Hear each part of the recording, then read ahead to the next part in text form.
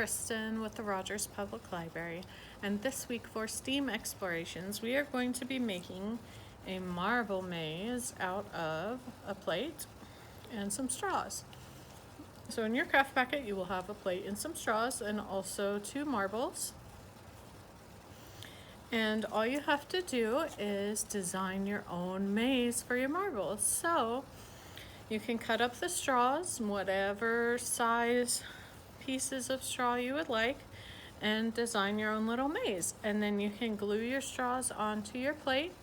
And so once it's all dry, then you can put your marbles in your maze and roll them all around and try and get them to your goals for your maze and where you want those marbles to go.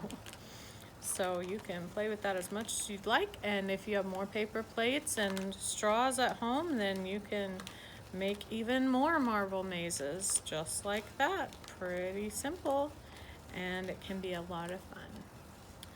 So thank you so much for joining me, and I will see you next week for another STEAM Explorations. Bye!